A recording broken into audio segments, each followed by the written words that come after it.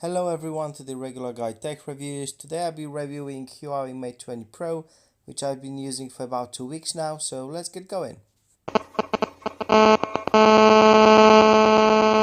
Mate 20 Pro has been my daily driver for about 2 weeks now, and I'm absolutely in love with this phone. The screen looks stunning. It's probably the best one next to Note 9. 6.39 inches OLED display, which means it's got very deep blocks. It's bright, sharp, with great color accuracy. To watch videos, play games, or browsing the web is just great experience. The notch didn't bother me as much as I thought it will. It's not as bad as on some other phones. Hello Pixel 3. However, it's still there. As for security, we've got face unlock, which I tend to use 99% of the time because it's so accurate. It works in dark, bright scenarios. I had no issue with it whatsoever. Fingerprint scanner works most of the times as well. I didn't have too many issues with it. It's a new technology, so we can expect some flaws there. However, if you do have an issue, I suggest you remove your fingerprint and add it again. It usually solves it.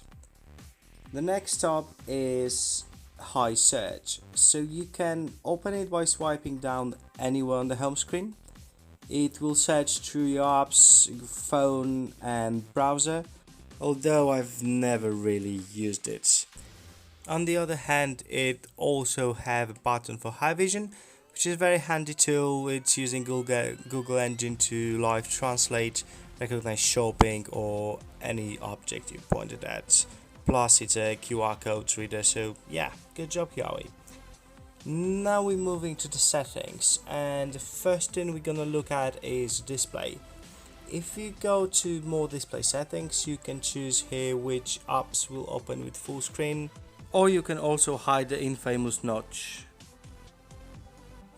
You can also change the text and display size, but that's common to all the phones. And now we go into the screen resolution. So as you see, I've got the smart resolution on, which basically means that the phone is automatically choosing best resolution for the content you are watching, which saves the battery, or obviously if you wish you can choose from one of the regular options, so HD, HD+, which I'm usually sticking with, or WQHD, which is the highest possible resolution. Next up, notifications. So more notification settings, and we can change here display of notifications from icons, which is set as default, numbers or none if you wish. If I go to numbers, on the top left corner of the screen we can see a number of notifications instead of their respective icons, which is a nice option to have, as because of the notch the notification space is very limited.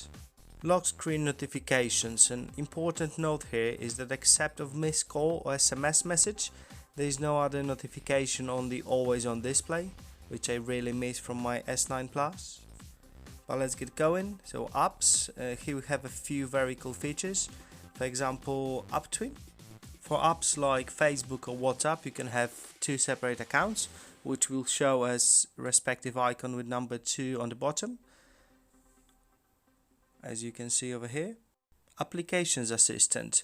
You can add apps here which you wish to use full potential of the phone speed, or simply apps which you don't want to be interrupted by notification while using, for example, games, which is the most common use. Phone calls will still show as small bar at the top of the screen, however you won't hear ringtone and phone won't be vibrating. Really useful feature to have. Okay, let's move on to battery. Performance mode, which is basically pushing a CPU and GPU to the limits, so great for gaming, for example. Remember to switch it on whenever you're running benchmarks, as it makes a huge difference, around 100,000 points in Antutu, for example.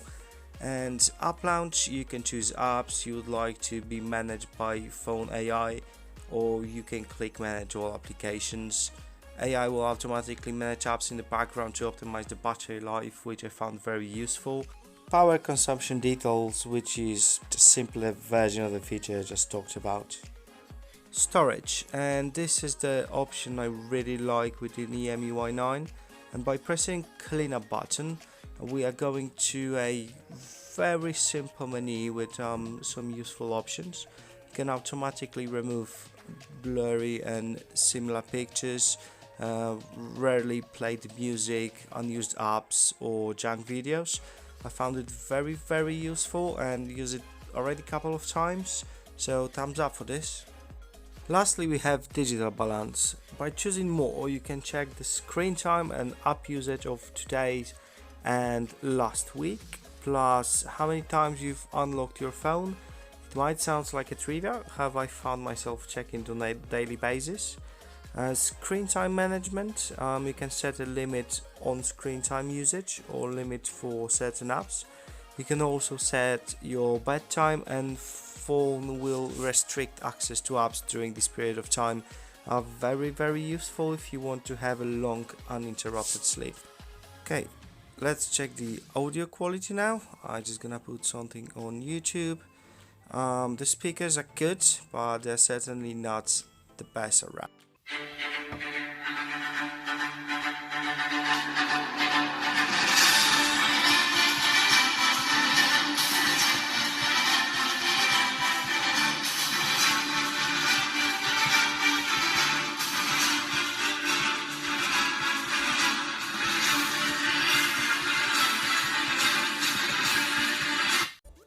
So as I mentioned, the speakers are not the best around, however the sound is very good and clear.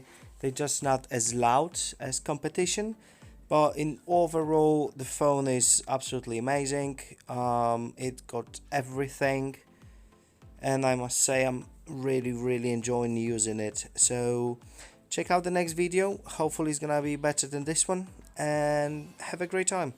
Take care.